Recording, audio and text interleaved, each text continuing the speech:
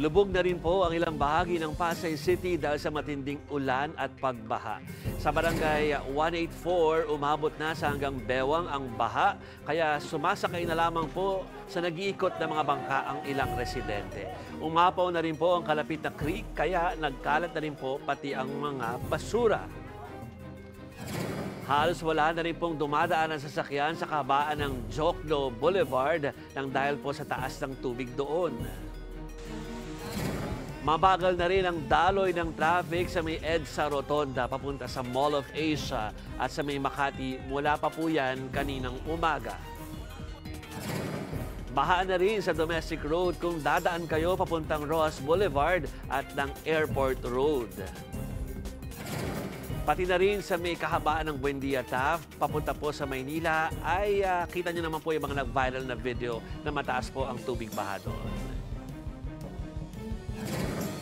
Mismong si Pangulong Bongbong Marcos na ang nag-utos na mabigyan agad ng ayuda ang mga kapatid nating binabagyo ngayon. At para po sa update, magbabalita ng live mula sa Mandaluyong si Mobile Journal, Julie Baiza. Julie, ano ang marching order ng Malacanang? Pamahalaan?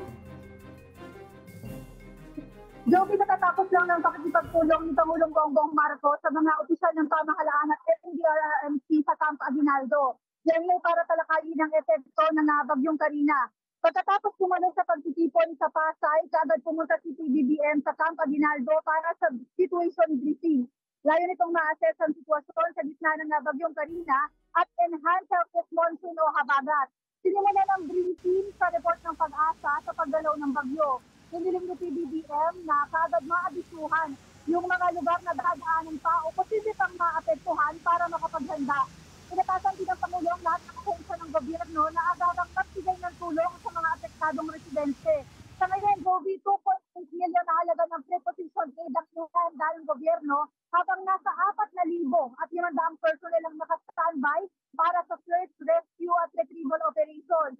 Una riyan, inuulat din Pangulong Marcos na sa nakalipas na linggo, umabot na sa 43.1 million pesos ang halaga ng assistance na naibigay sa higit 770,000 naapektuhan ng habagat sa Visayas at Mindanao. Joby, inulat din sa PBBM yung mga damage o pinsala sa agrikultura at saka sa infrastruktura. Ngayon lang din, bago matapos yung situation briefing, sinabi ng Pangulo na tutukan daw mabuti yung mga isolated areas. Sa minute daw na maging accessible yan, kailangan mapasok na daw ng rescue operations at mabigyan sila ng government assistance. Sa ngayon, Joby, ba si Pangulong Marcos sa ilang mga lugar at apektado ng bagyo? Joby? Okay, Julie, ano lang paglilinaw lang alam natin naglabas na ng pondo para sa buong Pilipinas ng mga nakaraang mga araw. Pero yung para sa ngayon, meron bang inihabol na bagong pondo para sa pagtulong sa ating mga kababayan?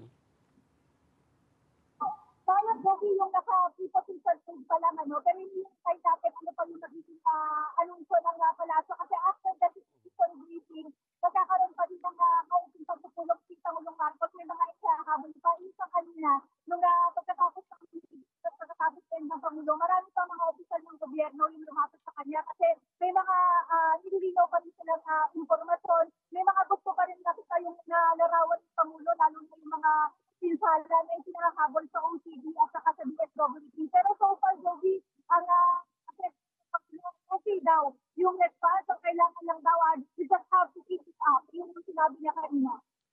Okay, Julie, SOP na ang Pangulo at ang kanyang mga opisyal ay talaga nagmo-monitor pagka ganito ang sitwasyon. Pero meron na bang advisory or meron ng paalala, merong announcement ang Malacanang or yung OP kung merong magiging activity ang Pangulo sa pagbisita sa mga lugar na talagang natamaan itong weather disturbance na ito? Julie?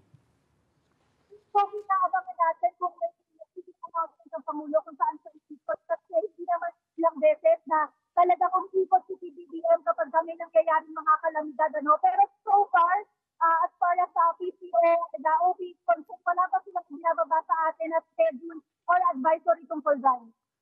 Okay, maraming salamat at mag-ingat ka dyan. Mobile Journal, Julie Baiza.